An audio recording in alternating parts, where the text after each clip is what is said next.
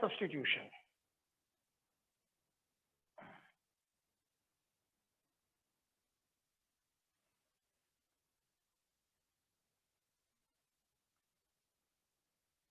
तो ये जो आप सुनने वाले हैं ये हर चैप्टर में आज दिखा सकता हूं मैं कि हर एक चैप्टर में, ठीक है, दिखाऊंगा। लेकिन उसके पहले आप सुन लेंगे, अच्छे समझ लेंगे कि ये होता क्या है, ठीक है। तो बच्चों आपको इलेक्ट्रोफिलिक सब्स्टिट्यूशन में 3-4 नाम कॉमन हर चैप्टर में मिलेंगे। जैसे वो नाम सुने रहिए, halogenation, nitration, sulphonation, Friedel craft reaction, उसमें भी 2 पार्ट रहेंगे, एल्काइलेशन, एस्टाइलेशन। ये बार बार नाम आएंगे तो क्यों ना पहले इन नामों को जान लो अच्छे। तो पहले तो जो सबसे पहले टर्म आई है उसे समझो, इलेक्ट्रोफिलिक मतलब ये कि कोई एक इलेक्ट्रोफाइल जाके बेंजीन से अटैच होगा और हाइड्रोजन H+ को वहां से सब्स्टिट्यूट करेगा। इलेक्ट्रोफाइल बोल रहा हूं मतलब पक्का है कि वो इलेक्ट्रॉन डेफिशिएंट होगा। तो जो लोगों को इलेक्ट्रोफाइल नहीं पता उनके लिए, इलेक्ट्रोफाइल मतलब इलेक्ट्रॉन डेफिशिएंट स्पीसीज। जैसे एग्जांपल, आप जब हेलोजिनेशन कराओगे किसी भी चैप्टर में, इलेक्ट्रोफिलिक एरोमेटिक सब्स्टिट्यूशन में जब आपका नाम आएगा हेलोजिनेशन का, तो उस समय आप जोड़ोगे बेंजीन रिंग से Cl पॉजिटिव या Br पॉजिटिव। ये दोनों इलेक्ट्रोफाइल हैं, ध्यान से देखो सर। अभी तक तो हम जब भी देखते तो Cl पे निगेटिव या Br पे निगेटिव आता था, ये क्या कमाल है सर? कमाल है, ये पिछले साल के मैकेनिज्म में था जो सबसे लास्ट पेजेस में चल रहा था हाइड्रोकार्बन वाले चैप्टर में। तो अगर जिनको देखना हो तो क्लास 11 की किताब उठा के पूरा मैकेनिज्म देख सकते हैं। अभी जो आपके काम का वो आपके बोर्ड में है, ठीक है। तो जितना याद रखना है, जो समझना है वो सामने है। दूसरा है नाइट्रेशन। तो जब भी इलेक्ट्रोफिलिक एरोमेटिक सब्स्टिट्यूशन हो रहा होगा उसमें नाइट्रेशन का जिक्र आएगा, यानी कौन सा ग्रुप आपकी मदद करेगा? NO2 positive. तो नाइट्रेशन में NO2 पॉजिटिव हर बार जोड़ोगे, इसी चैप्टर में नहीं, जहां भी आपको मिलेगा इलेक्ट्रोफिलिक सब्स्टिट्यूशन और जहां भी उसके साथ नाइट्रेशन आ जाए तो नाइट्रेशन में हमेशा NO2 ग्रुप ही इलेक्ट्रोफाइल होगा। मैं इसका इंट्रोडक्शन दे रहा हूं आपको, इलेक्ट्रोफाइल्स कौन किस रिएक्शन में यूज होंगे। फिर आएगा सल्फोनेशन। तो सल्फोनेशन में हर बार आपको एक ग्रुप मिलेगा, सल्फो ग्रुप, SO3H। फिर आएगी फ्रीडल क्राफ्ट। अब इसमें 2 पार्ट हैं, एल्काइलेशन, इसमें आप एल्काइल ग्रुप के ऊपर पॉजिटिव पाएंगे जिसमें सबसे ज्यादा यूज होगा मिथाइल कार्बोकेटायन, या यहाँ पे इथाइल भी हो सकता है, लेकिन मोस्ट फ्रीक्वेंट आपको मिथाइल ही मिलेगा जो कि बेंजीन में जाके सब्स्टिट्यूशन कॉज करेगा। ये जो भी दिख रहा है आपको, ये सभी बेंजीन के हाइड्रोजन को सब्स्टिट्यूट करने वाले हैं। कैसे वो मैं बताता हूँ, पहले आप सभी को लिखे रहें या स्क्रीनशॉट ले लेंगे, अंतिम में मैं बताता हूँ। फिर लास्ट रहेगा एस्टाइलेशन या एसाइलेशन भी लिखा रहेगा। तो एस्टाइलेशन या एसिटाइलेशन, एसाइलेशन ये जब लिखा रहेगा तो आप एसाइल ग्रुप लेंगे। एसाइल ग्रुप या एसिटाइल ग्रुप में क्या होता है वो देखें, CH3CO और इस कार्बन के ऊपर पॉजिटिव चार्ज, यही वो कार्बन है जो जाके बेंजीन से जुड़ेगा और हाइड्रोजन को सब्स्टिट्यूट करेगा। तो इन शॉर्ट अगर और दूसरे तरीके से लिखूं तो ऐसे जब जोड़ने के ढंग से लिखूंगा तो COCH3 जुड़ेगा जाके बेंजीन रिंग से, ठीक है। यानी इस एंड से नहीं जुड़ेगा, इस एंड से जुड़ेगा, कार्बन वाले एंड से जुड़ेगा क्योंकि उसी के ऊपर पॉजिटिव चार्ज है, ठीक है। या कॉमन जो ये एसाइलेशन वर्ड लिखा है वो इसलिए कि आपके CO ग्रुप के साथ जरूरी नहीं कि मिथाइल ही हो, कोई सा भी R हो सकता है। तो ये जो आपको बाद में लिख रहा हूं मैं, ये एसाइलेशन यानी एसाइल ग्रुप के लिए है। और वो पर्टिकुलर जब वर्ड देख रहा हूं मैं,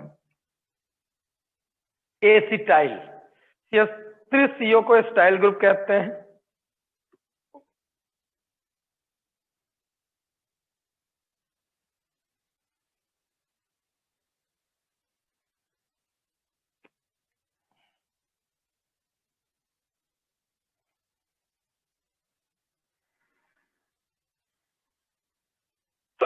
तो स्क्रीनशॉट आपका हो चुका हो तो अब इनके बारे में इंडिविजुअल समझते हैं।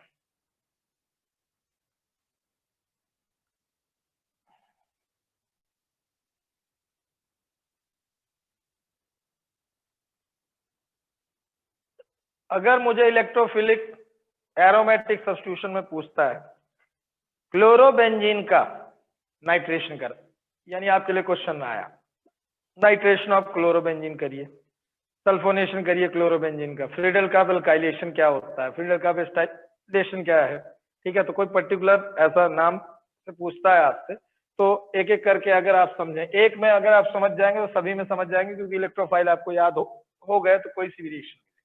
जैसे अगर मैं नाइट्रेशन समझा रहा हूं तो ये रिएजेंट भी अब आपको समझने और याद रखने इसलिए कह रहा हूं।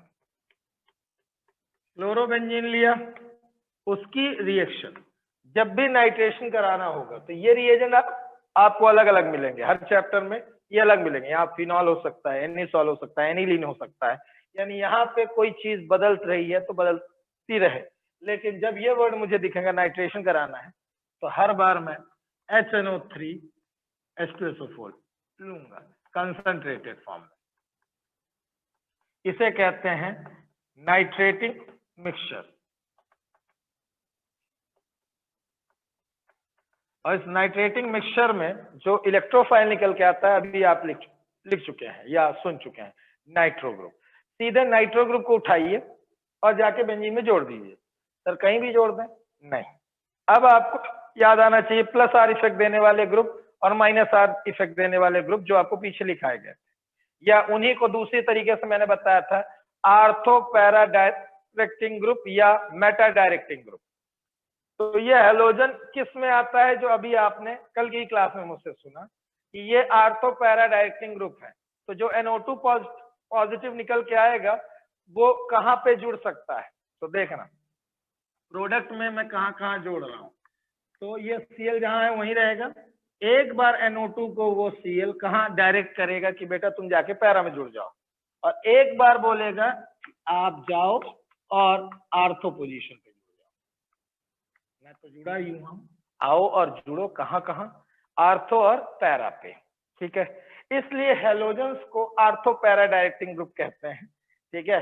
प्लस आर इफेक्ट देते हैं। प्लस आर इफेक्ट देखने के लिए इस पेज में, अगर आप जिस पेज की बात कर रहा हूं मैं, पेज नंबर 305 पेज है मेरी किताब में। नई किताबों में इलेक्ट्रोफिलिक सब्स्टिट्यूशन ढूंढिए, जो कल आप पढ़ रहे थे उसी के आगे है। 314। हाँ 314 पेज में है। तो चलो, तो नाइट्रेशन में आपने क्या किया कि नाइट्रो ग्रुप जो आपको अभी लिखाया मैंने कि इलेक्ट्रोफाइल क्या होता है, तो नाइट्रो ग्रुप उठाइए और सीधे जाके आर्थो और पैरा पोजीशन पे जोड़ दीजिए। सर यहीं पे क्यों? वही रीजन समझा रहा हूं कि जो आप ऊपर रेजोनेंस देख रहे हो उस रेजोनेंस में हेलो एरिन्स क्या करते हुए दिख रहे हैं, आर्थो और पैरा पे ही निगेटिव चार्ज ला रहे हैं। देखिए अगर उस रेजोनेंस को जो ऊपर सबसे टॉप में बना हुआ है, तो उस रेजोनेंस में एक्स यानी हेलो एरिन्स जब रेजोनेंस करते हैं तो रेजोनेंस इफेक्ट के बाद निगेटिव चार्ज कहाँ कहाँ आते हुए दिख रहा है आपको, आर्थो और पैरा पोजीशंस पे ही आता हुआ दिख रहा है। इसीलिए इन्हें ortho para directing. Electrophilic substitution के दौरान ये हमेशा इलेक्ट्रोफाइल को कहां पे जोड़ते हैं, केवल आर्थो और पैरा पे, कहां नहीं जोड़ते हैं, मेटा पे। सुन लिया? कन्वर्जेंस बनेंगे तभी इसी बेसिस में, क्योंकि अभी इसी चैप्टर में आपको लिखा रहेगा क्लोरोबेंजीन से पैरा नाइट्रोफिनॉल बनाओ। ध्यान से सुनना, मैं इस कन्वर्जन में जा रहा हूं। क्लोरोबेंजीन से पैरा नाइट्रोफिनॉल बनाना है। अगर मान लीजिए कन्वर्जन आ गया क्लोरोबेंजीन टू पैरा नाइट्रोफिनॉल बनाना है, तो मैं क्या करूंगा, पहले क्लोरोबेंजीन से पैरा नाइट्रोक्लोरोबेंजीन बना लूंगा, ये जो आपके सामने दिख रहा है। फिर फर्दर इसका न्यूक्लियोफिलिक सब्स्टिट्यूशन कराऊंगा जो आपने पीछे कल पढ़ा है। वो ये था कि आप क्लोरोबेंजीन में जब एक नाइट्रो ग्रुप आ जाए तो पहली स्टेप में NaOH डाल दीजिए, ठीक है, 443 केल्विन टेम्परेचर डालिए, और सेकेंड स्टेप में आप इसमें एसिड डालिए, तो ये क्लोरीन सब्स्टिट्यूट हो जाता है और यहाँ पे आ जाता है OH ग्रुप। तो यहाँ पे आपका नाइट्रो जुड़ा ही था और कौन आके जुड़ जाता है, OH। अगर आप इस रिएक्शन को समझना चाहते हैं, नीचे वाले कन्वर्जन को देखिए, क्लोरोबेंजीन से पहला क्या बनाया अपन ने, पैरा नाइट्रोक्लोरोबेंजीन। सर ये क्यों बनाया, क्योंकि क्लोरीन ही आर्थो पैरा डायरेक्टिंग ग्रुप है बच्चों। तो क्लोरीन का पहले नाइट्रेशन कराएंगे तो ये नाइट्रेटिंग मिक्सचर याद रखना पड़ेगा। नाइट्रेटिंग मिक्सचर की मदद से नाइट्रो ग्रुप उठ के आएगा और इसकी आर्थो और पैरा पोजीशन दोनों में जुड़ेगा। तो मुझे जब नाइट्रेशन बस पूछता तो मैं दोनों लिखूंगा, लेकिन मुझे कन्वर्जन पूछा है तो जो मुझे डिजायर्ड है वो केवल मैं वही बनाऊंगा। मतलब क्लोरोबेंजीन से पैरा नाइट्रोक्लोरोबेंजीन बस बनाऊंगा, आर्थो वाला नहीं बनाऊंगा, क्योंकि मुझसे नाइट्रेशन नहीं पूछा है, मुझसे कन्वर्जन पूछा है।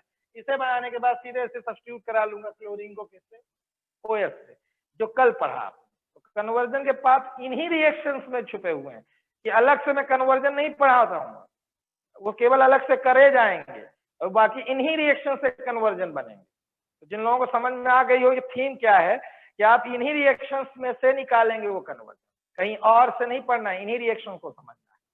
ठीक है, अब जब कन्वर्जन करने लगोगे पहले चैप्टर का तो समझ में आएगा, एक्सरसाइज आने वाली कुछ दिनों में। तो चलो फिर से एक बार, क्लोरोबेंजीन से पैरा नाइट्रोक्लोरोबेंजीन बना और आर्थो, ये केवल नाइट्रेशन के लिए था। तो अब किताब में देखो सबसे पहले क्या दिख रहा है, हेलोजिनेशन है। तो आप क्लोरोबेंजीन की रिएक्शन किससे करा रहे हो, क्लोरीन से ही। ठीक है, ब्रोमीन से भी करा सकते हो, डिपेंड करेगा कि आपको बनाना क्या है, ब्रोमोबेंजीन बनाना है दोनों जगह पे कि क्लोरो क्लोरो ही चाहिए। तो 1,2 या 1,4 दिखाई दे रहे हो। अब एक वर्ड बार बार आ रहा है जो इसमें लिखा हुआ है, उसे भी समझ लो। आप जितनी जगह पैरा वाले आइसोमर पा रहे हो वहां पे मेजर लिखा हुआ है, और जहां आर्थो वाले पा रहे हो वो माइनर लिखा हुआ है। तो जो आर्थो आइसोमर्स होंगे हमेशा कम बनेंगे, पैरा वाले हमेशा ज्यादा अमाउंट में बनते हैं। Reason, stability, steric stability, symmetrical stability ये पाई जाती है पैरा वाले आइसोमर। तो रीजनिंग नहीं है, ये याद रखने के लिए मैं ये रीजनिंग बता रहा था, याद रहे कि पैरा वाला ही क्यों ज्यादा अमाउंट बनता है, क्योंकि सिमेट्रिकल मॉलिक्यूल होता है। तो जितना ज्यादा सिमेट्रिकल मॉलिक्यूल होगा उतना ज्यादा स्टेबल होता है, उसमें स्टीरिकली सिमेट्रिकल शेप नहीं बन पाता आर्थो वाले में। ठीक है, फिर स्क्रीनशॉट लो, फिर मैं आगे चीजों को समझाऊं।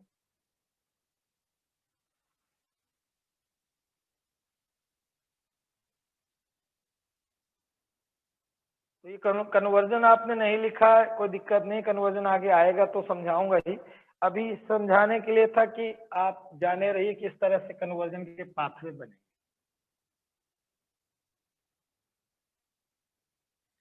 अब पहली रिएक्शन आपने नाइट्रेशन समझी, ऐसे ही मुझे हेलोजिनेशन कराना है, सल्फोनेशन कराना है, तो मैं एक ही एग्जाम्पल में सारा कुछ कवर कर रहा हूँ क्योंकि आपकी किताबों में लिखा हुआ है। तो यही क्लोरोबेंजीन से मुझे सल्फोनेशन कराना है ना, हेलोजिनेशन कराना है या फ्रीडल क्राफ्ट कराना है। तो इस पे चलता हूँ, नाइट्रेशन तो करा ही दिया हूँ। तो मान लीजिए मुझे कराना है इसका हेलोजिनेशन, तो क्लोरीन लूंगा और प्रेजेंस आपको हर हालत में याद रहे, एनहाइड्रस AlCl।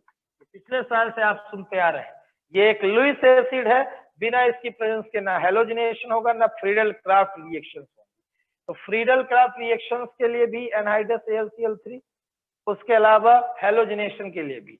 तो दो जगह आपके काम आने वाला है, यानी total 3, Friedel craft alkylation acylation और तीसरा हेलोजिनेशन, इसमें काम आएगा एनहाइड्रस AlCl। इसके अलावा भी याद रखने चाहिए दो नाम इसी के लिए, अगर ये भूल रहा है तो FeCl3 याद रहे या FeBr3 याद रहे। ये सब आखिरकार हैं क्या, ये सभी लुईस एसिड है बच्चों। इन रिएक्शंस को केवल और केवल लुईस एसिड ही करा सकते हैं। जब मैं किसकी बात कर रहा हूँ, हेलोजिनेशन की या फ्रीडल क्राफ्ट एल्काइलेशन एसाइलेशन की। तो ना अब कुछ नहीं, उठा के आपको वही जो अभी आपको इलेक्ट्रोफाइल लिखाए हैं मैंने सारे, उनमें से एक एक इलेक्ट्रोफाइल उठाइए और जोड़ते जाइए। कहाँ कहाँ, आर्थो और पैरा पे। तो किताब में आप देखते चलेंगे तो आपको कुछ लिखने की जरूरत नहीं है। तो आप क्लोरीन उठाइए, बेंजीन में एक बार उसे पैरा पोजीशन पे जोड़िए और एक बार आर्थो। तो आपको अभी बताया कि ये मेजर होगा, मेजर अमाउंट में बनेगा, और ये माइनर होगा।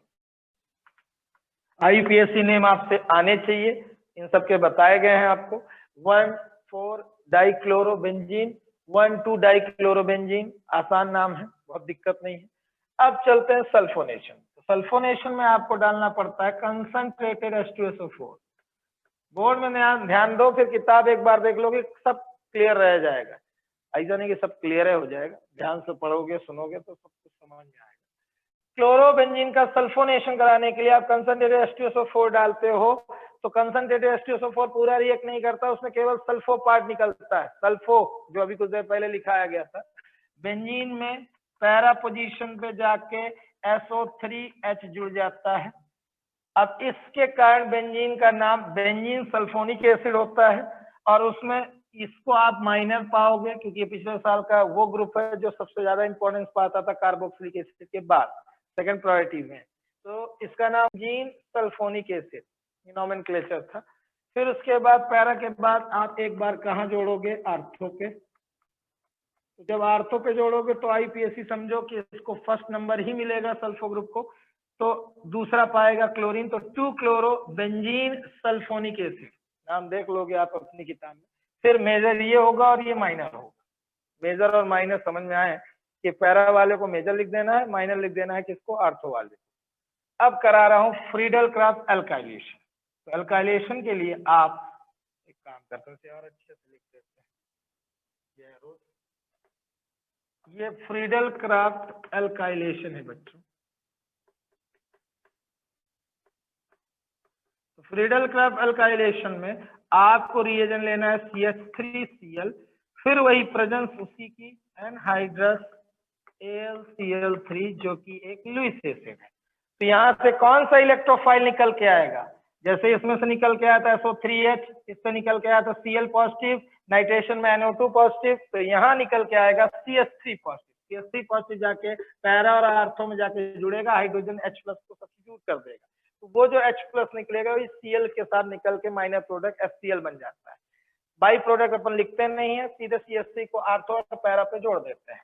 तो साहब अगर अपन Cl पहले जोड़े रखे हैं और CH3 को पैरा पे जोड़ते हैं तो इसके दो नाम हैं। अगर आप क्लोरीन को इंपॉर्टेंस देते हो तो 1 क्लोरो है, 4 मिथाइल बेंजीन, और अगर आप मिथाइल को देते हैं क्योंकि दोनों आर्थो पैरा डायरेक्टिंग ग्रुप हैं, दोनों इलेक्ट्रॉन रिलीजिंग ग्रुप हैं, या इस तरह से कहूं मैं कि दोनों ही +R इफेक्ट देते हैं, तो इस हिसाब से अगर आप देखें इसको भी इंपॉर्टेंस मिल सकती है। तो टालुइन के नाम से जाना जाता है बेंजीन से जब ये अटैच होता है, तो 4 क्लोरो टालुइन भी बोल सकते हैं इसको। तो दो नाम है, 1 क्लोरो 4 मिथाइल बेंजीन एक नाम, दूसरा इंपॉर्टेंस इसको दी तो ये 4 नंबर पे आ जाएगा, तो 4 क्लोरो टालुइन ये मेजर हो जाएगा। और ऐसे ही अगर आप क्लोरीन रखे रहते हैं और आर्थो पोजीशन पे मिथाइल जोड़ देते हैं, जैसे आप क्या नाम देंगे, दो नाम है फिर से, 2 क्लोरो टालुइन या 1 क्लोरो 2 मिथाइल बेंजीन। तो दो नाम में से जो आपको सही लगे, अच्छा लगे, छोटा लगे, लिख लीजिएगा। ये मेजर होगा और ये माइनर। क्लोरोबेंजीन का फ्रीडल क्राफ्ट एल्काइलेशन करते समय CH3Cl मेन रिएजेंट है, किसकी प्रेजेंस में, एनहाइड्रस AlCl3, ये लुईस एसिड है, इसी की प्रेजेंस में ये रिएक्शन आगे बढ़ेगी। तो CH3 पॉजिटिव जाएगा और बेंजीन के 2 कार्बन पे सब्स्टिट्यूशन काज करेगा हाइड्रोजन के साथ, वो आर्थो और पैरा पे ही जाएगा क्योंकि ये जो ग्रुप जुड़ा है वो आर्थो पैरा डायरेक्टिंग ग्रुप है। तो केवल आर्थो और पैरा पे ही जोड़ना है, मेजर पैरा वाला, माइनर आर्थो वाला। Last Friedel craft acetylation. तो एसिटाइलेशन कराना है आपको, फिर आप एक रिएजेंट लेंगे CH3C double bond OCl, acetyl chloride जिसे बोलते हैं, प्रेजेंस वही पुरानी एनहाइड्रस AlCl3। तो 3 तरीके की रिएक्शंस में आप पा रहे हो कि एनहाइड्रस AlCl3 आ रहा है और हर बार इलेक्ट्रोफाइल जनरेट हो रहा है। ये COCH3 जो दिख रहा है ना, Cl आपका हाइड्रोजन के साथ निकल जाएगा और ये पूरा CH3CO वाला पार्ट जाके बेंजीन में जुड़ेगा। तो देखिए बेंजीन में जब आप आर्थो पोजीशन पे COCH3 जोड़ोगे, ठीक है, Cl दूसरी पोजीशन पे आएगा, तो 2 क्लोरो, और इसे हम जानते हैं एसिटोफिनोन। जिन लोगों को भूल गया हो, मैंने एल्डिहाइड कीटोन कार्बोक्सिलिक एसिड का नोमेनक्लेचर पढ़ाया था और आपसे कहा था कॉमन नेम याद रखिएगा, नहीं रोएंगे आप, इसलिए तैयार रखिए अपने आप को, और कुछ कॉमन नेम आपको वहां पे NCERT बस के बोले थे याद करिएगा। एसिटोफिनोन बोलते हैं इसको, और इसमें दूसरी पोजीशन पाया है क्लोरो, तो 2 क्लोरो एसिटोफिनोन इसका नाम हो गया। प्लस अब पैरा आइसोमर भी बनेगा, तो क्लोरीन आपका जहां था वहीं जोड़े रहिए, और ये स्टाइल ग्रुप ले आके कहाँ जोड़ दीजिए, पैरा पोजीशन।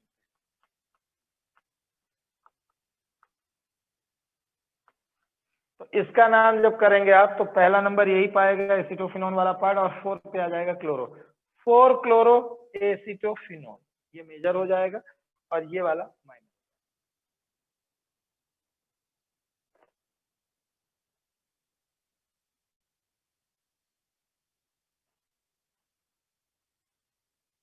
तो ये था पूरा इलेक्ट्रोफिलिक एरोमेटिक सब्स्टिट्यूशन जो आपकी किताब में था। अब किताब आपको देखनी हो तो देख लीजिए, आपकी किताब में लगातार ये रिएक्शंस हैं, अलग अलग है, मैं एक ही साथ सारी कर दिया हूँ कि एक ही आपका रिएक्टेंट है, बार बार वही एक पार्ट कर रहा है। ठीक है, नाइट्रेशन जो सबसे पहले किया था उसे भी यही करना चाहूँ तो यही कर सकता हूँ, यानी एक ही क्लोरोबेंजीन से सारे बना सकता हूँ। ठीक है, वहाँ पे HNO3H2SO4 डालने बस की जरूरत है, HNO3H2SO4 डाला, एक ही में सारे रिएक्टेंट प्रोडक्ट कवर। तो ना अब एक एग्जाम्पल दिख रहा होगा 10.9, लैंग्वेज खतरनाक हो सकती है कि आंसर आपको समझ में ना आए, तो इसलिए मैं आपको थोड़ा सा आसान लैंग्वेज में समझाऊं। तो पहले तो क्वेश्चन आप पढ़ लीजिए उस क्वेश्चन को, एग्जाम्पल 10.9 की बात कर रहा हूं।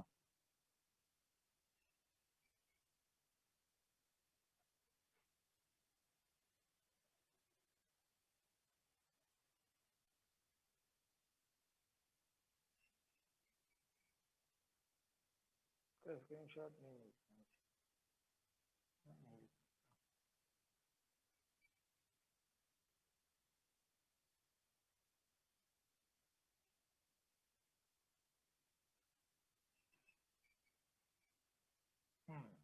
क्वेश्चन अगर पढ़ लिया हो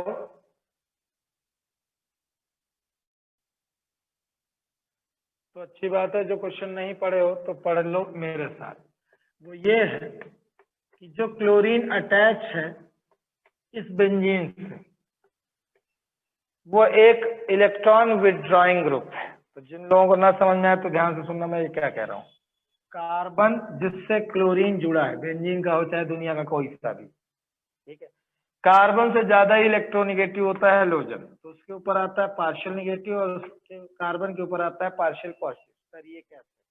तो आप सबको क्लास 11 से पता हो कि more electronegative atom electron density अपनी तरफ खींचता है, बस इसी नेचर के कारण इसको क्या बोलते हैं हम लोग, इलेक्ट्रॉन विथड्रॉइंग।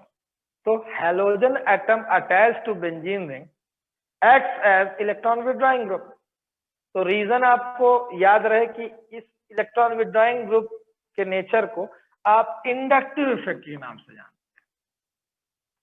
तो जब भी कार्बन की चेन से इलेक्ट्रॉन डेंसिटी ली जाए या दी जाए, ये पार्शियल निगेटिव पॉजिटिव वाला है ना खेल चालू हो, जैसे कौन से इफेक्ट में हम लाते हैं, इंडक्टिव इफेक्ट।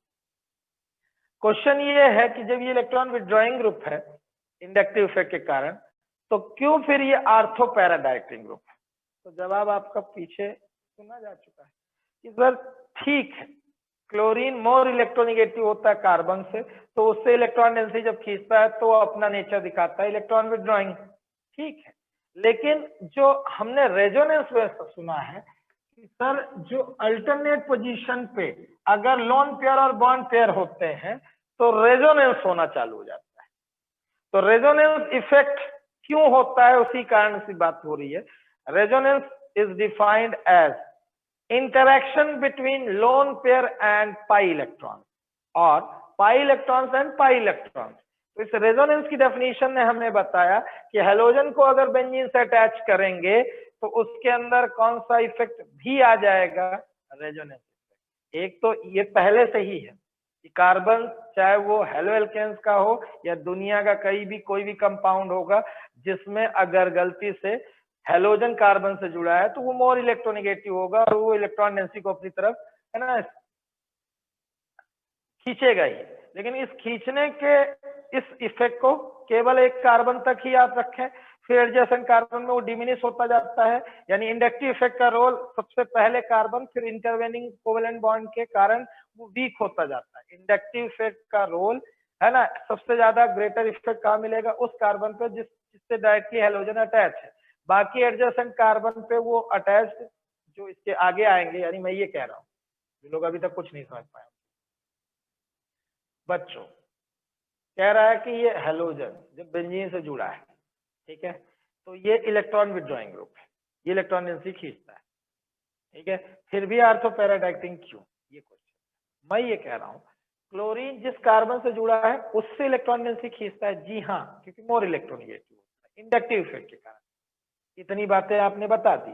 फिर उसके बाद आप ये बताइए कि सर रेजोनेंस भी तो करता है, और रेजोनेंस के कारण बेंजीन की इलेक्ट्रॉन डेंसिटी बहुत ज्यादा बढ़ा देता है। यानी जो पीछे आंसर आप लिखे हो, शुरुआत की दो लाइनें, halogen atom attach to benzene ring increases the electron density at ortho and para position, जो कल मैंने लिखाया था आपको आंसर। अब उसके बाद रेजोनेंस बना दो, जो आपको अभी भी मिला रेजोनेंस, और एक कल मैंने बनाया, कोई सा भी एक उठा के एक रेजोनेंस बना दो, ठीक है। तो ये जितनी भी लाइनें दिख रही हैं, बहुत सारा पंचायत दिख रहा है, उसे ना लिखना पड़ेगा।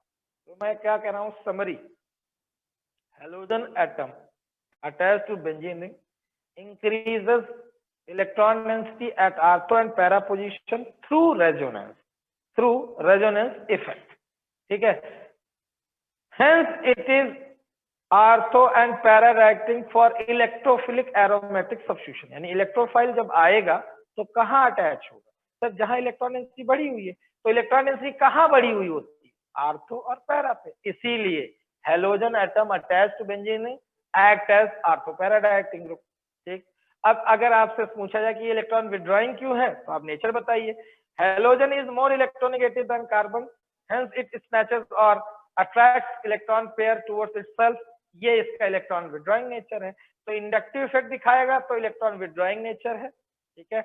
लेकिन एज अ होल बेंजीन को वो अगर एक्टिवेट करने की बात आए, तो बेंजीन को वो रेजोनेंस के थ्रू इलेक्ट्रोफाइल के लिए एक्टिवेट कर देता है, यहाँ आर्थो और पैरा पोजीशन पे निगेटिव चार्ज लाके। तो निगेटिव देखते से ही आपके इलेक्ट्रोफाइल को और कोई चीज नहीं दिखती है, निगेटिव चार्ज दिखता है, तो बिल्कुल तोते की आंख की तरह वो वहीं पे फोकस करते हैं कि मुझे जाके कहाँ जुड़ना है, आर्थो और पैरा। खूब सारा एक्सप्लेन किया मैंने, समरी लास्ट। अगर ये क्वेश्चन आपको आता है, ठीक है, तो दो बातें लिखें, क्लोरीन या कोई भी हेलोजन मोर इलेक्ट्रोनेगेटिव होता है कार्बन से, ठीक है। तो मोर इलेक्ट्रोनेगेटिव नेचर कारण वो electron withdrawing nature inductive effect दिखाता है, ठीक है। लेकिन जब हेलोजन एटम बेंजीनिंग से अटैच होता है तो रेजोनेंस के थ्रू इलेक्ट्रॉन डेंसिटी बढ़ाता है आर्थो पैरा पोजीशन पे, तो इलेक्ट्रोफाइल आके अटैच होता है आर्थो और पैरा पे। इस कारण से हम हेलोएरियंस को आर्थो पैरा डायरेक्टिंग ग्रुप कहते हैं। तो ये मेरी बातें अगर समझ में ना आ रही हूं कि सर क्या लिखें क्या ना लिखें, तो लिख लो अभी कुछ लाइनें जल्दी से, क्योंकि फिर बाद में आप परेशान हो कि कहाँ ढूंढे आंसर, कैसे लिखें सर, ये किताब वाला तो समझ में नहीं आ रहा है। आना चाहिए वो भी, लेकिन हो गया, फिर भी पढ़ना नहीं आया तो ये इसलिए लिखा दे रहा हूँ। Halogens are more electronegative than carbon atom.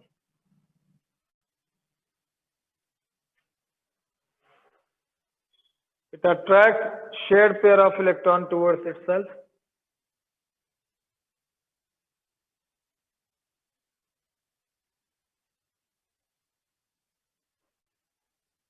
Through inductive effect. It attracts shared pair of electron towards itself through inductive effect.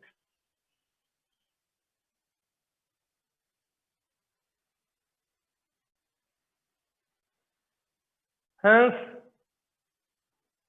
it is known as electron withdrawing group.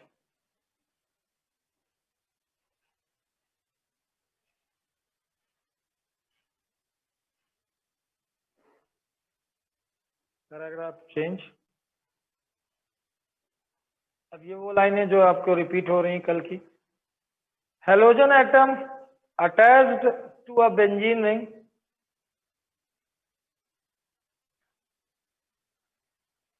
increases the electron density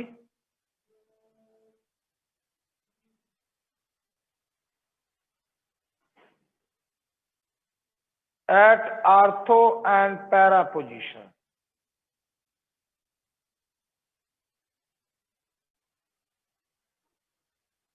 Through resonance,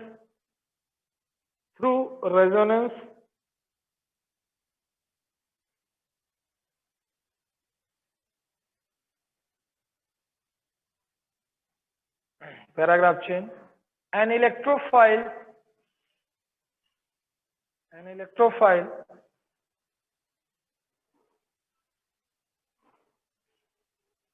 being electron deficient species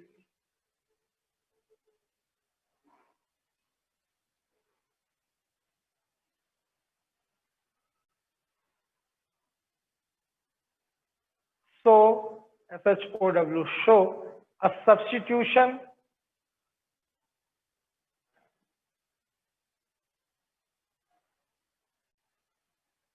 at ortho and para position.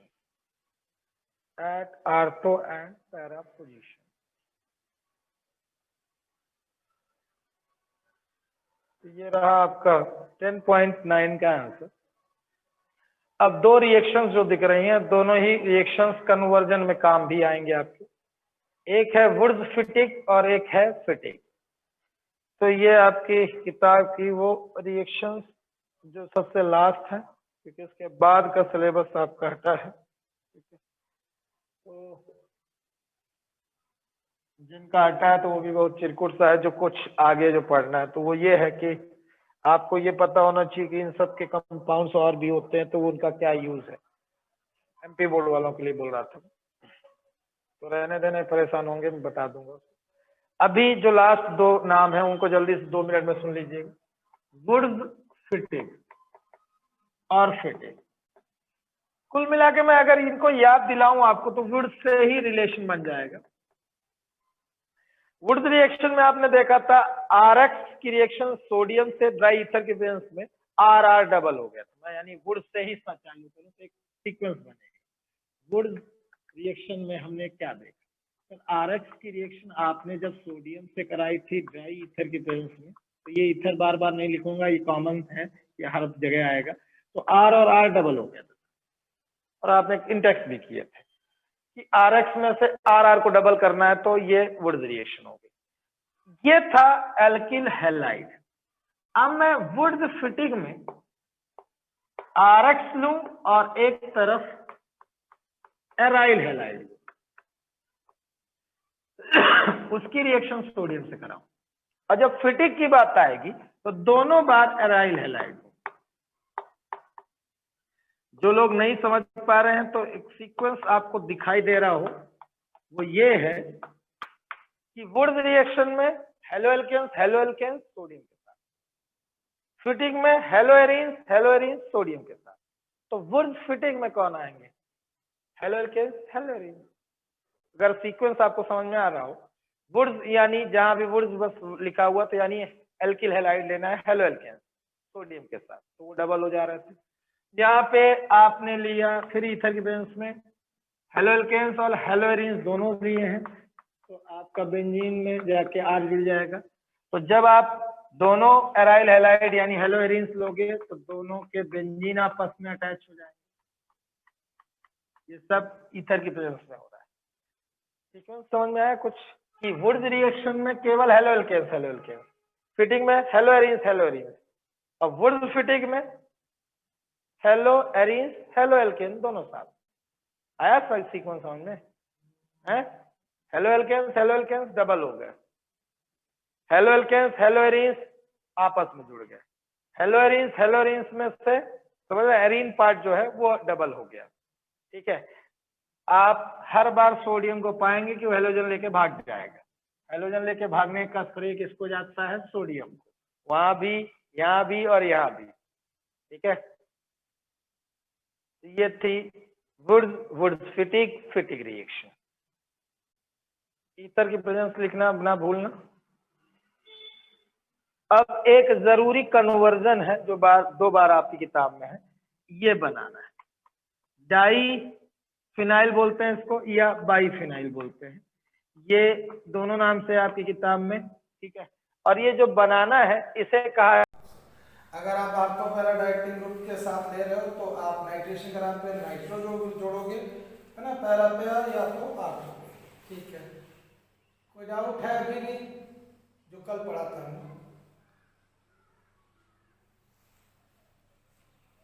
अगर पूछने के लिए बोला, मतलब नहीं है तो कोई बात नहीं, अगर पूछ लोगे तो ठीक है।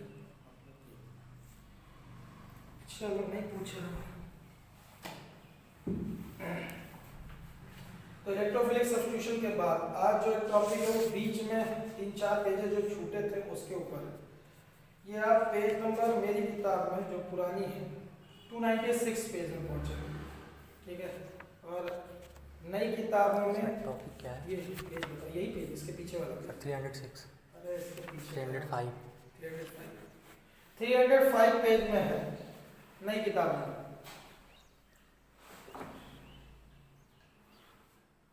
ठीक है, तो अगर इस पेज में पहुंचे हो तो कुछ लिखा हो stereochemical aspect of nucleophilic substitution reaction. ठीक है, यहाँ से 1 2 3 4 5वें पेज में जहां तक एलिमिनेशन नहीं खत्म हो जाता है, ठीक है, वहां तक कितनी काम की चीजें हैं वो आज समझाई जाएगी। आज एक क्लास में नहीं हो पाया तो कल की क्लास में हो जाएगा, लेकिन आपको समझना है क्या क्या वर्ड है वो समझिए। सबसे पहले किराल कार्बन या किरालिटी क्या होती है, पहला टर्म किरालिटी। फिर ऑप्टिकल एक्टिविटी क्या होती है, शायद ये बहुत टाइम लेंगे आपको, ये जल्दी हो जाता है, लेकिन ऑप्टिकल एक्टिविटी में बहुत सारी चीजें पुराने जो पिछले साल पढ़ाई थी, तो लोग नए हैं तो उनके लिए बताना पड़ेगा फिर से। तो ये ऑप्टिकल एक्टिविटी क्या होती है, कहाँ देखने को मिलती, कैसे होती है वो। फिर आएगा टर्म 3 जो में से 2 आपके सुने हुए दिखेंगे, इन्वर्जन, रिटेंशन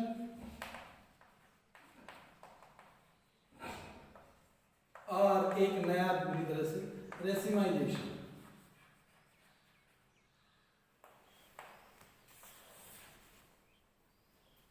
इतनी एक्टिविटी या इतने टर्म्स को हमको डील करना है इन पेजेस में, ठीक है। तो एक एक करके सारे समझते हैं, ठीक है। ये टर्म आपने वहाँ देख ली उसी पेज में एक साथ लिखी हुई है उस पैराग्राफ में, पहले पैराग्राफ में जहाँ स्टीरियोकेमिकल एस्पेक्ट लिखे हुए हैं न्यूक्लियोफिलिक सब्स्टिट्यूशन रिएक्शन। तो सबसे पहला वर्ड क्या दिख रहा है, किराल कार्बन या किरालिटी।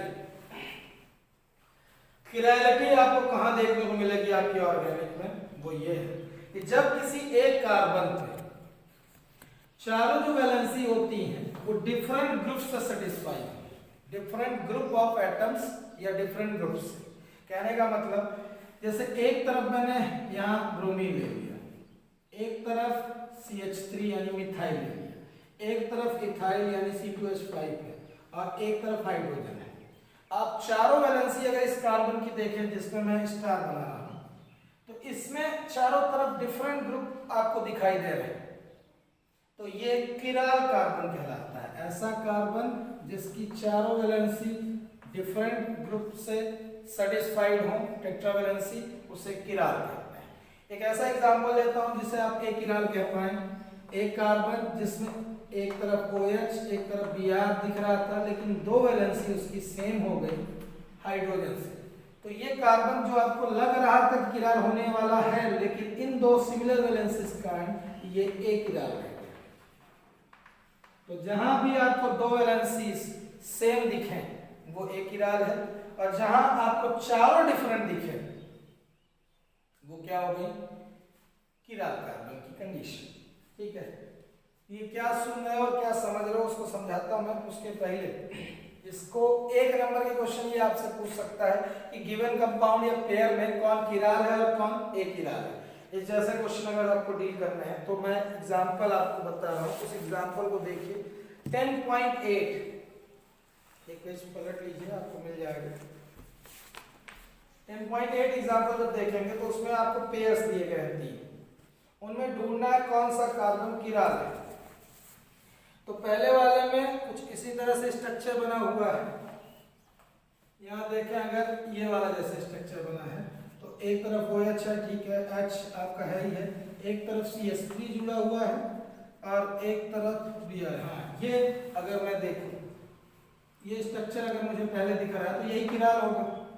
क्यों किराल होगा? क्योंकि इस कार्बन में एक तरफ OH, एक तरफ Br, एक तरफ H, एक तरफ CH3 अलग अलग जुड़े हुए दिख रहे हैं। लेकिन दूसरे वाले में दे रहा है कि दो वैलेंसी में Br दिख गया, जहां सेम दिख गया तो वो किराल नहीं रह जाएगा।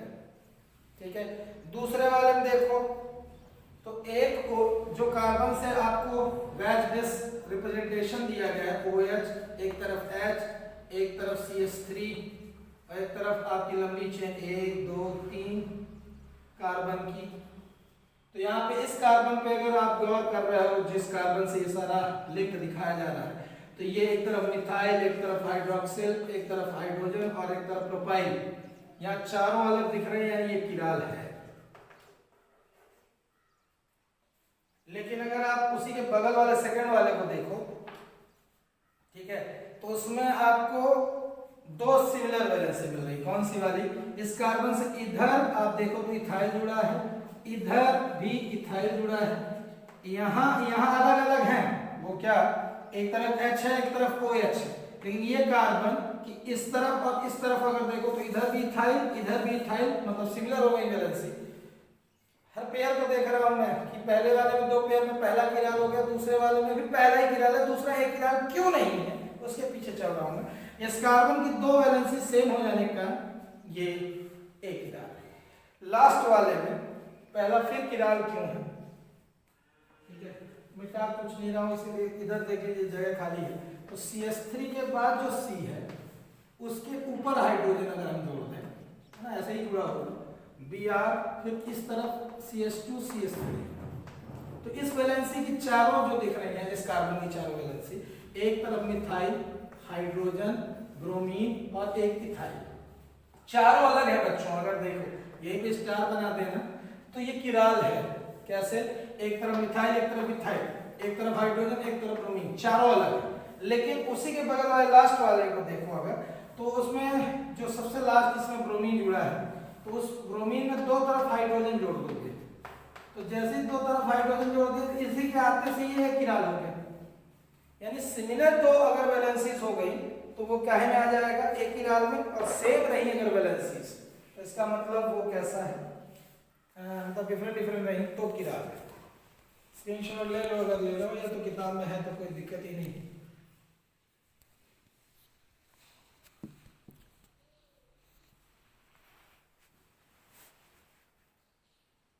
अब थोड़ा सा और बड़े एग्जाम्पल लेते हैं बच्चों।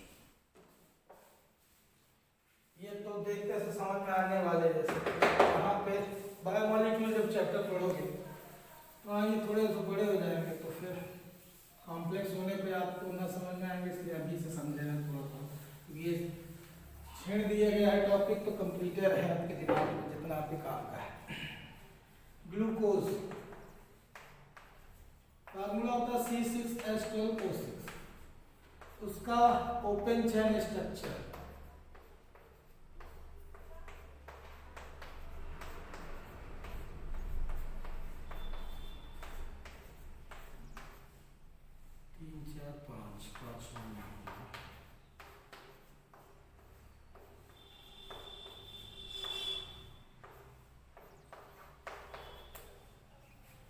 ग्लूकोज का स्ट्रक्चर है बच्चों, ओपन चेन स्ट्रक्चर C6H12O6।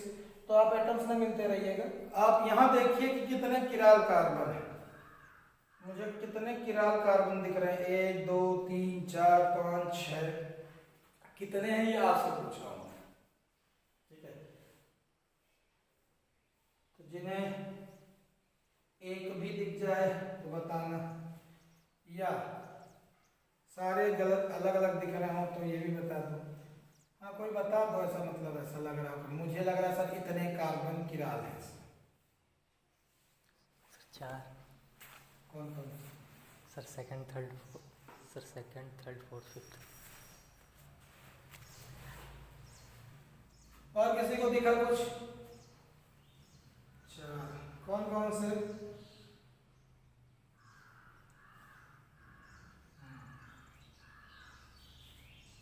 मतलब बीच वाले चार आपको लग रहे हैं, ये वाले ना? यही चार किराल है बच्चों। ये इंड वाला किराल इसलिए नहीं क्योंकि दो सेम वैलेंसीज हो गई तो ये किराल नहीं रहा। इसकी दो वैलेंसी सेम एटम से सेटिस्फाई हो गई तो ये भी किराल नहीं रहा। ये चारों किराल होंगे। उसका रीजन ये इसमें अगर एक कार्बन को अगर कंसीडर कर रहे हो तो इधर और इधर तो डिफरेंट है, ये दिख रही है साफ साफ, इधर हाइड्रोजन इधर OH जुड़ा हुआ है, ऊपर CHO जुड़ा है और इधर इतना बड़ा कॉम्प्लेक्स जुड़ा है, तो चारों वैलेंसी इस कार्बन की अलग दिख गई आपको। जब इसमें आते हो तो ऊपर OH और CHO एक साथ एक बड़ा सा ग्रुप दिखता है, इधर H है इधर OH है, इस तरफ एल्डिहाइड है इस तरफ एल्डिहाइड कहीं नहीं है, तो ये पूरी वैलेंसी डिफरेंट हो गई। ठीक है, तो इन लगातार 4 कार्बन को आप क्या पाओगे, किराल। तो यहाँ पे 4 कार्बन एटम्स हैं जो आपके किराल कहलाएंगे। तो कायरल किराल कुछ भी पड़ेगा, स्पेलिंग आपको ध्यान देना है। अब फ्रक्टोज का स्ट्रक्चर,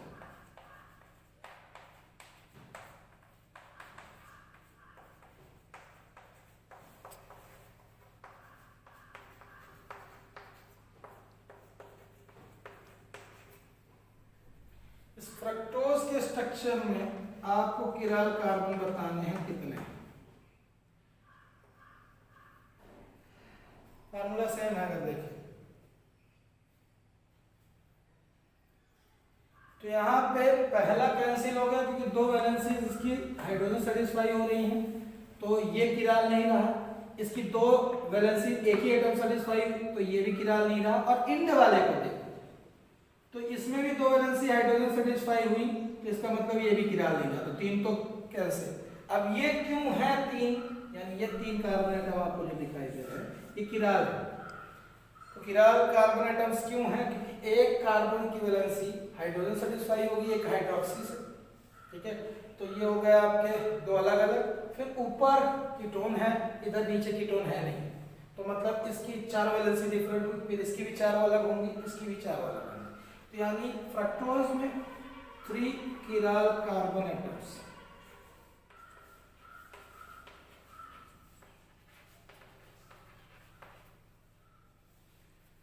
सर ये किरालिटी क्यों जान रहे हैं, अब ये अगर क्वेश्चन आ रहा है आपके दिमाग में, तो किरालिटी जरूरी है ऑप्टिकल एक्टिविटी के लिए।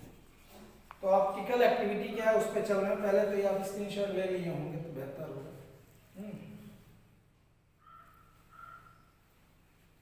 तो किरालिटी क्या है सर, किरालिटी समझ में आ गई है कि जहां कार्बन की चारों वैलेंसीज डिफरेंट रहे, एसिमेट्रिक रहे कार्बन, यानी डिफरेंस दिखाया चारों तरफ, इसका मतलब एसिमेट्रिक कार्बन ही क्या है, किराल है।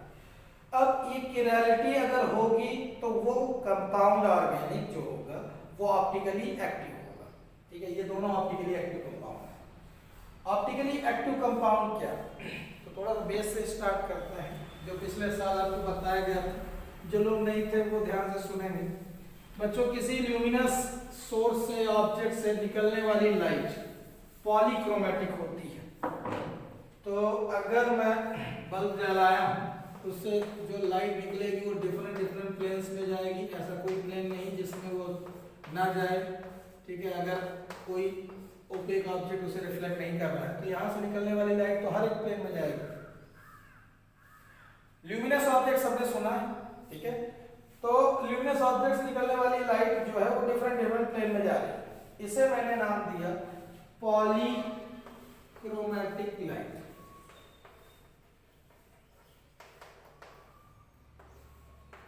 अब जो अगला वर्ड आपको आने वाला है वो मोनोक्रोमेटिक लाइट है, जिसे आपने 11 में किसी न किसी क्वेश्चन में पढ़ा, यानी एक ऐसी लाइट जो सिंगल प्लेन पे रहे। ठीक है, तो सर ये बाकी के प्लेन कौन एब्सॉर्ब कर लेगा, वो सिंगल कैसे हो जाएगी, यानी मुझे पॉलीक्रोमेटिक लाइट को सिंगल प्लेन पे कर लेना है, तो इसके लिए एक मटेरियल यूज होता है ग्लास जैसा, पोलराइड चश्मे आपने सुने हो, बड़े बड़े क्रिकेटर्स वही पहनते हैं पोलराइड चश्मे, ये जो कि ब्लूम को बचाते हैं अगर आपका इल्यूजन भयंकर हो रहा है, कहीं आप गाड़ी सफर कर रहे हैं, पोलराइड चश्मे अगर आप पहने रहते हैं तो आपको ये जो बीम दिखती है एक्स्ट्रा पॉलीक्रोमेटिक वो नहीं दिखती है, सिंगल प्लेन में लाइट आती है, रिफ्लेक्ट होकर चली जाती है। वो चश्मे जो पहने रहते हैं तो बॉल जब सन के सामने आ जाती है तो बॉल उनको इसलिए दिख रही होती है कि सन की सारी लाइट उन तक नहीं पहुँच रही है, वो उससे जो पूरी ब्लूम ब्लूम दिख रही है वो हट जाती है, केवल सिंगल प्लेन आता है तो गेंद से टकरा के पीछे वापस चला जाता है, गेंद दिख जाती है। ठीक है, क्या बता रहा हूँ ये सारी बातें समझो कि जो लाइट नॉर्मली हमको दिखती है किसी सोर्स से वो पूरे एक्सिस में है, पूरी सब जगह फैलती है, तो उसे आप पॉलीक्रोमैटिक लाइट कहते हो। जब उसे पोलराइज से पास करते हैं मटेरियल से तो वो एक ही प्लेन बचाता है, बाकी सारे प्लेन एब्जॉर्ब कर लेता है। ठीक है, तो इस मटेरियल की कैरेक्टरिस्टिक आप जानिए ना जानिए, मुझे उससे लेना देना नहीं। काम की बात ये कि पॉलीक्रोमैटिक लाइट से आप पा सकते हो मोनोक्रोमैटिक लाइट। अब ये मोनोक्रोमैटिक लाइट का ही खेल, यानी अगर आप यहीं से स्टार्ट करते हैं समझना तो कोई दिक्कत नहीं, मुझे यहां समझना चाहिए।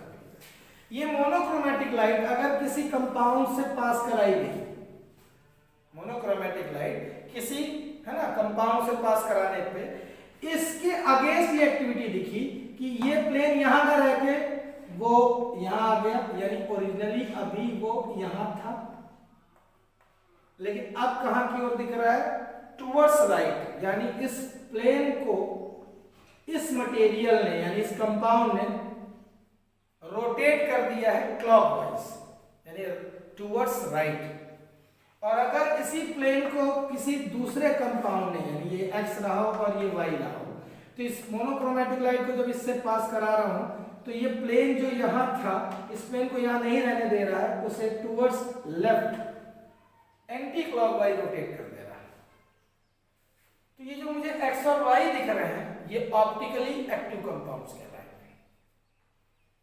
Those compounds which have certain activity against monochromatic light, either they rotate into clockwise or anti-clockwise direction, plane of polarized light। ये दूसरा नाम इसका कहलाता है polarized light, या जिसे आप पोलराइज मटेरियल से पास कराए हो polarized light या monochromatic light होता है इसमें। तो मोनोक्रोमैटिक लाइट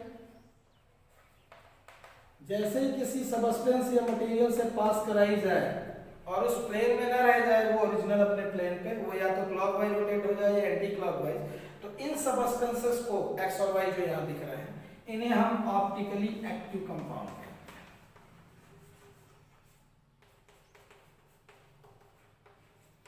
कि ऑप्टिकली एक्टिव कब होंगे उसके लिए आपने पहले किरैलिटी समझी। जहां भी किराल कार्बन दिखे किसी ऑर्गेनिक कंपाउंड में जान लीजिए कि वो ऑप्टिकली एक्टिव, यानी मस्ट नीडेड चीज जो आपको समझनी है वो ये है कि ऑप्टिकली एक्टिव होने के लिए किसी कंपाउंड में किराल कार्बन होना जरूरी है। हम ऑर्गेनिक केमिस्ट्री कर रहे हैं इसलिए आप ऑर्गेनिक कंडीशन समझिए कि जब किसी कंपाउंड में किराल कार्बन होगा वो अपने आप कैसा हो जाएगा, ऑप्टिकली एक्टिव। ठीक, अब थोड़ा और आगे बढ़ते हैं। कोई एक्स कंपाउंड है जिसका फार्मूला मुझे मालूम है और उस पे जब लाइट पास करा रहे हैं तो वो क्लॉकवाइज रोटेट कर दे रहा है।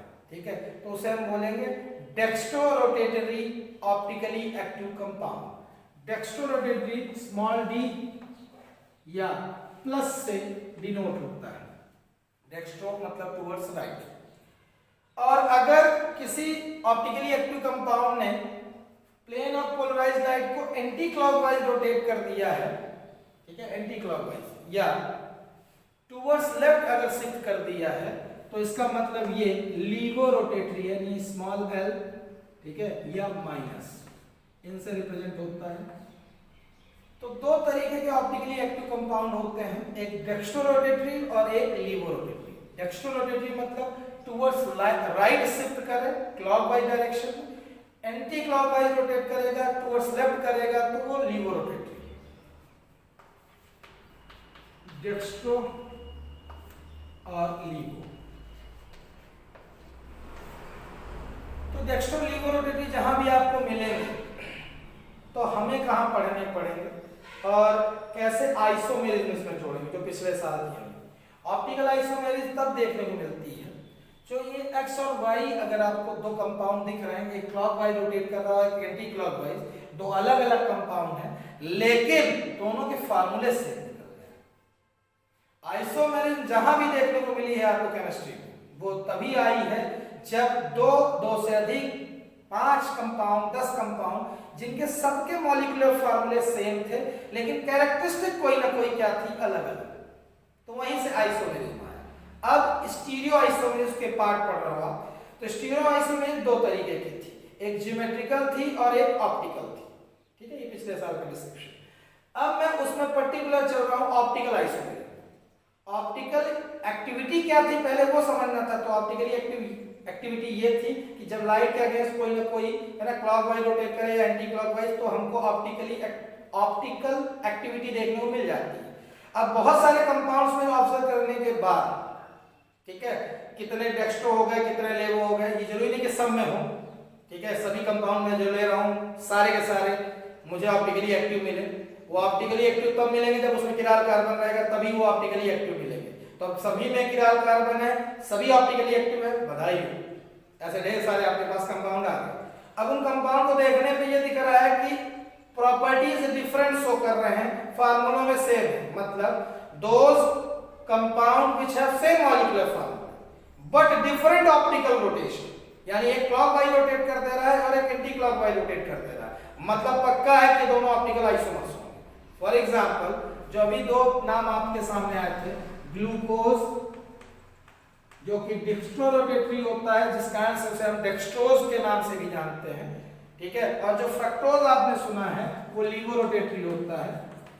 तो इन दोनों के फार्मूले अगर आप देखो तो दोनों के फार्मूले सेम है, C6H12O6, लेकिन ऑप्टिकल रोटेशन दोनों की डिफरेंट हो गई, एक क्लॉकवाइज रोटेट करता है और एक anti clockwise. These two compounds जो कि नेचर में अलग अलग जगह पाए जाते हैं, अबंडेंट होते हैं, लेकिन अच्छी चीज ये कि हमें कहीं ना कहीं रिलेशन देके जाते हैं, both are optical isomers because they have different optical rotation but have same chemical formula.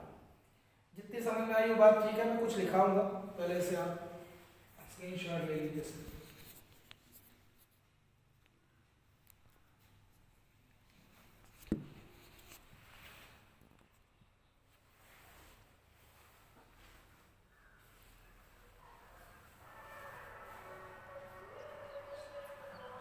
तो ऐसे ढेर सारे कंपाउंड जिनमें किराल कार्बन मिलेगा ऑर्गेनिक केमिस्ट्री में, किरालिटी मच नीडेड है बच्चों ऑप्टिकल एक्टिविटी के लिए। तो ऑप्टिकली एक्टिव कंपाउंड क्या होते हैं, जो मोनोक्रोमेटिक लाइट के अगेंस्ट एक्टिविटी दिखाएं, या तो उसे क्लॉकवाइज मोड़े या तो एंटी क्लॉकवाइज। अगर वो न्यूट्रल पड़े रहे, लाइट आती जाती रह गई, तो वो ऑप्टिकली इनएक्टिव कंपाउंड कहलाएंगे, ठीक है। चले आगे उसके अंदर समझते हैं कि ऑप्टिकल आइसोमेरिज्म मुझे डिफाइन करने के लिए आगे तो क्या है। हेडिंग डाल लेंगे ऑप्टिकल आइसोमेरिज्म।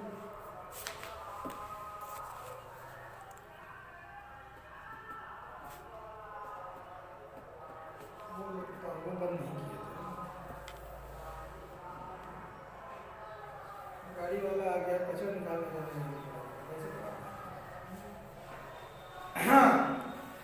तो आप लिख रहे हैं optical isomerism, those compounds which have same molecular फार्मूले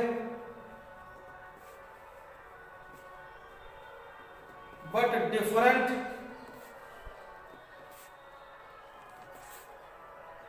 optical rotation. Those compounds which have same molecular formulae but different optical rotation are called optical isomers, and this phenomena is known as optical isomerism.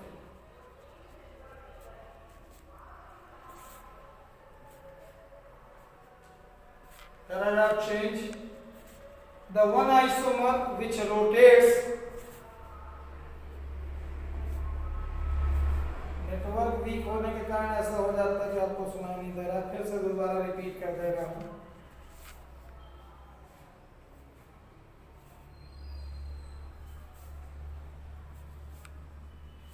तो शुरू से अगर आप वाक्यों के लिए जिनका छूट गया, those compounds which have same molecular formulae but different optical rotation is known as, are called optical isomers, and this phenomena is known as optical isomerism. ये 10th से आप सुनते आ रहे हो ऐसी टाइप की डेफिनेशन, बस आपको एक वर्ड नया आपको पकड़ना है, वो है ऑप्टिकल रोटेशन, ठीक है। पैराग्राफ चेंज करके अब आपको लिखनी है बातें। One isomer that rotates plane of polarized light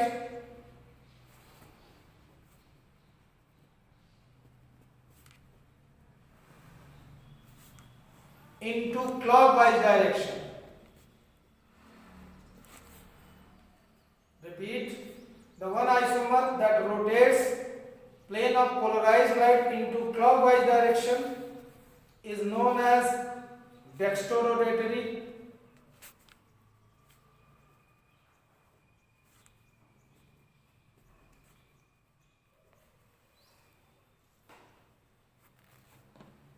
Paragraph change.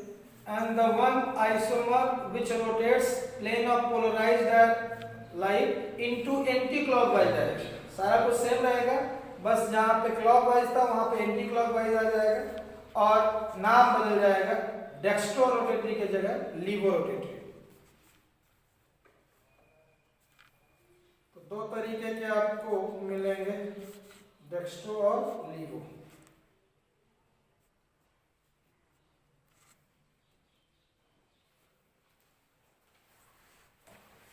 Dextro rotatory और लीवो रोटेटरी आइसोमर।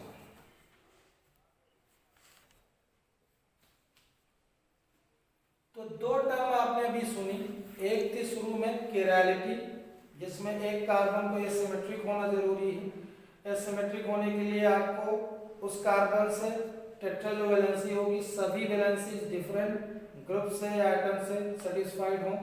किराल कार्बन, किरैलिटी अगर कंपाउंड में है तो वो ऑप्टिकली एक्टिव होता है। ऑप्टिकली एक्टिव होना मतलब मोनोक्रोमैटिक लाइट के प्लेन को, है ना, डिफरेंट तरीके से रोटेट कर देना। अगर वो क्लॉकवाइज रोटेट कर रहा है तो वो dextro rotatory optically active compound कहलाएगा। एंटी क्लॉकवाइज रोटेट कर रहा है मतलब levo rotatory optically active compound कहलाएगा। अगर दो ऐसे कंपाउंड मुझे देखने को मिल गए जिनके मॉलिक्यूलर फार्मूले सेम दिखे और फार्मूले सेम देखने के बाद ऑप्टिकल रोटेशन लेकिन डिफरेंट दिखी कि एक डेक्स्ट्रो था एक लीवो था, दोनों डेक्स्ट्रो होंगे तो ऑप्टिकली एक्टिव कंपाउंड तो कहलाएंगे लेकिन आइसोमर्स नहीं कहलाएंगे, क्योंकि डिफरेंट होनी चाहिए ऑप्टिकल रोटेशन। तो ऑप्शन दो ही है, या तो क्लॉकवाइज रोटेट करे या तो एंटी क्लॉकवाइज करे। तो अगर क्लॉकवाइज कर रहा है, ठीक है, तो डेक्स्ट्रो रोटेटरी और एंटी क्लॉकवाइज कर रहा है तो लीवो रोटेटरी। बहुत बार सुनने के बाद अगर आपके दिमाग में बैठ गया हो तो बहुत बड़े एग्जाम्पल के साथ ही समझाऊंगा। यहाँ एग्जाम्पल आपने ले ही लिया है एक कन्वेंशनल की जो आगे भी काम आए आपके, ग्लूकोज और फ्रक्टोज, ठीक है। अब जो अगला सेगमेंट है उसमें तीन नाम एक साथ मैं डालूंगा इसमें, उसी में मुझे रेसिमाइजेशन समझाना है। तो रेसिमाइजेशन अगर ऐसे ही समझना हो, ठीक है, तो ऐसा है बच्चों की, अगर एक डी आइसोमर यानी डेक्स्ट्रोरोटेटरी आइसोमर यानी प्लस वाला किसके साथ कंबाइन करा दिया जाए या मिक्सचर तैयार किया जाए माइनस वाले के साथ, तो जितने डिग्री से क्लॉकवाइज रोटेट हुआ है उतने ही डिग्री से अगर एंटी क्लॉकवाइज रोटेट होगा तो अल्टीमेटली प्लेन जहां था वहीं रह जाएगा। अगर जिनको नहीं समझ में आ रहा तो मैं ये कह रहा हूँ, ए और बी के मॉलिक्यूलर फार्मूले सेम, सभी एक ही तरह के स्ट्रक्चर है, बस डिफरेंस क्या है, प्लेन ऑफ सिमेट्री में अलग अलग है। तो अगर एक दूसरे के साथ ना रहे, अलग अलग, ये डेक्स्ट्रोरोटेटरी है और ये लीवो रोटेटरी है, दोनों का इक्विमोलर मिक्सचर बनाया, मतलब में आप क्या कर रहे हैं कि ए और बी को मिक्स कर दे रहे हैं, ठीक है। तो ए और बी के इक्विमोलर मिक्स होने के बाद जब यहाँ 50:50 ले रहा हूँ दोनों को मैं, ठीक है, तो ये जो तैयार हो रहा है ये रेसिमिक मिक्सचर कहलाता है। सर ये रेसिमिक मिक्सचर क्या होता है? एक ऐसा कंपाउंड या मिक्सचर से, एक ऐसा मिक्सचर जिसमें दो ऑप्टिकली एक्टिव आइसोमर्स मिक्स कर दिए जाए इक्विमोलर या इक्वल प्रोपोर्शन में, तो होगा ये कि जब मोनोक्रोमैटिक लाइट इससे गुजरेगी तो क्लॉकवाइज वाला रोटेट करेगा जितने डिग्री से, उतने ही अपोजिट डिग्री से ये रोटेट कर देगा, तो प्लेन फिर से आपका जहां था वहीं दिखेगा।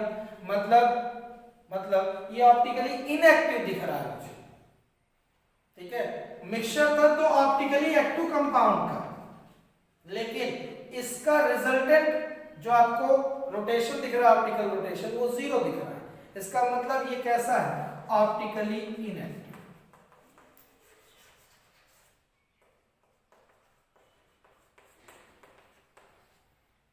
सो प्रोसेस क्या रेसिमिक मिक्सचर बनाने की प्रोसेस को रेसिमाइजेशन बोलेंगे।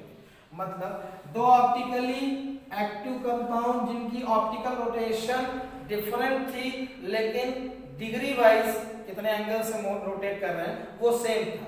ठीक है, ये 50 डिग्री से क्लॉकवाइज रोटेट कर रहा था, ये एंटी क्लॉकवाइज 50 डिग्री से रोटेट कर रहा था 45 डिग्री से, यानी सेम अगर कर रहे हैं तो दोनों का अगर सेम प्रोपोर्शन भी रखें और मिक्सचर तैयार करें तो एक ऐसा मिक्सचर तैयार होगा जो ऑप्टिकली इनएक्टिव तैयार होता है। और इससे प्लेन और पोलराइज लाइट डालने पे वो किसी भी तरफ नहीं मुड़ रही, अंदर अंदर मुड़ के सीधी हो चुकी है। ठीक है, तो आप तो रिजल्ट देखते हो, रिजल्ट ये दिख रहा है कि जहां पहले प्लेन था वहीं पर फिर से प्लेन है, वो ना या क्लॉकवाइज नहीं हुआ ना एंटी क्लॉकवाइज मुझे लास्ट में दिख रहा है। तो ऐसे ऐसे कंपाउंड को आप ऑप्टिकली इनएक्टिव कहोगे, लेकिन चूंकि ये मिक्सचर है तो एक नया नाम मिल रहा है, क्या, ऑप्टिकली इनएक्टिव मिक्सचर। और इस प्रोसेस को आप क्या बोल रहे हो, रेसिमाइजेशन, और इस मिक्सचर का नाम पड़ रहा है नया रेसिमिक मिक्सचर। तो दो optically active isomers equimolar equal proportion में मिक्स करने पे जब रिजल्टेंट मिक्सचर ऑप्टिकली इनएक्टिव हो जाता है तो उसे हम रेसिमिक मिक्सचर कहते हैं, और इस प्रोसेस का नाम है रेसिमाइजेशन। अगर ये सिंपल वे में नहीं समझ में आ रहा और कॉम्प्लेक्स करता हूं। ठीक है,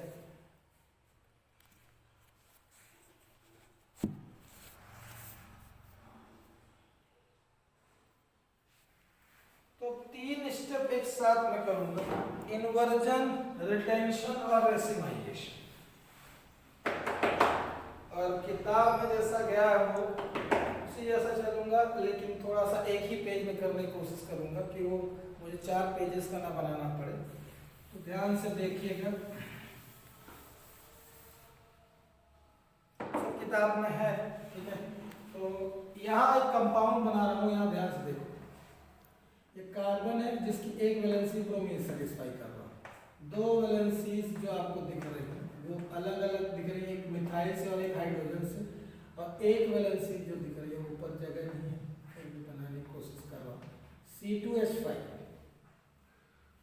4 वैलेंसी आपको डिफरेंट दिखनी चाहिए, पहली बात तो ये। इसका IUPAC अगर नेम रखूं तो देखना 1 2 फिर 2 और कार्बन, कितने हो गए टोटल 4। तो 4 कार्बन है ना एल्केन, और उसमें 2 पे ब्रोमो जुड़ा हुआ है। अगर इसे लीनियर बनाओ बच्चों कुछ इस तरह से है, इस सेकेंडरी कार्बन को मैंने लिया है जिसमें ब्रोमीन जुड़ा हुआ है, इधर मिथाइल, एक तरफ हाइड्रोजन, एक तरफ इथाइल जुड़ा है। इथाइल को कंडेंस करके मैंने C2H5 ले लिया है यही, लेकिन डिजाइन से क्यों बना है उसके कारण की कॉन्फ़िगरेशन समझाना है मुझे। तो ये जो स्टाइल से बना उसको अच्छा समझना। पहले तो इसको आप नाम करोगे तो ये क्या हो जाएगा, 2 ब्रोमोब्यूटेन है। ये आपके आंखों के सामने कौन दिख रहा है, 2 ब्रोमोब्यूटेन, जो कि सेकेंडरी अल्किल हैलाइड है।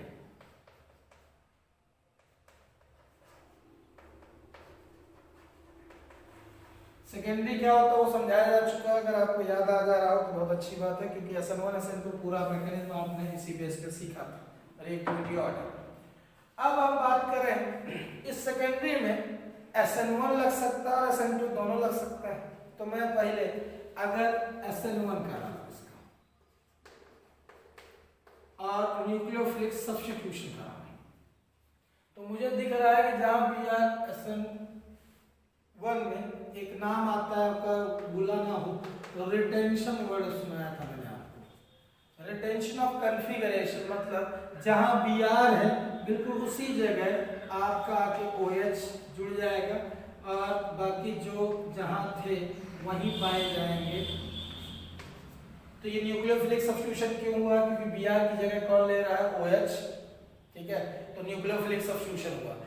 SN1 मैकेनिज्म में हो रहा है, कैसे पता चला, क्योंकि कॉन्फ़िगरेशन जो था पहले वही कॉन्फ़िगरेशन रिपीट हुआ है, बस Br की जगह सब्स्टिट्यूशन हो चुका है OH का। तो ये रिटेंशन कहलाएगा। ठीक है, इस तरफ। और इस तरफ अगर मैं करूं SN2, जिसका दूसरा नाम आपको बताया गया था कि इसमें जब भी ये मैकेनिज्म होता है तो इन्वर्जन होता है। इन्वर्जन में जब हाइड्रोक्सिल आयन आए इसमें, तो आप देखेंगे कि जिस तरफ Br था उसके अपोजिट साइड सारा कुछ आ जाएगा, यानी OH इधर आ गया, इधर C2H5, इधर CH3 और इधर H। दोनों कंपाउंड को देखिए, अभी स्क्रीनशॉट मत लीजिएगा, कंप्लीट होने दीजिएगा, क्योंकि टाइम लग रहा है, अभी समझना है बहुत कुछ। ये इतना समझ में आ गया होगा तो आप देखें ये ए और बी जो दिख रहे हैं आपको, ये एक दूसरे की मिरर इमेज है, बिल्कुल मिरर इमेज। लेकिन एक को उठा के जब उसके ऊपर रखूंगा, पलटा के नहीं रखना, सीधे ऐसे ही रखूंगा तो छुपेगा नहीं। मतलब मैं ये कहना चाह रहा हूँ कि अगर ये दो हैंड आपको दिख रहे हैं, ये मिरर इमेज होता है, एक के ऊपर दूसरा अगर रख दूं तो क्या दोनों हाथ दिख रहे हैं? हाँ, पीछे वाले की भी उंगलियां आपको दिख रही हैं, आगे वाले की भी दिख रही हैं, तीन जरूर छुप रही हैं लेकिन कोई तरह से नहीं छुप पा रही है। इसे कहते हैं नॉन सुपर इम्पोजेबल। आप इसे ऐसे अगर करते हो तो सुपर इम्पोज हो जा रहे हैं, तो मैं ऐसे पलटाने की बात नहीं कर रहा हूँ। ऐसा कंपाउंड है जैसा ज्योमेट्री में वैसे ही रखो, अगर जैसे दो ग्लास रखोगे एक दूसरे के सामने तो एक ही ग्लास तुमको दिखेगी अगर सामने से देख रहे हो, ठीक है।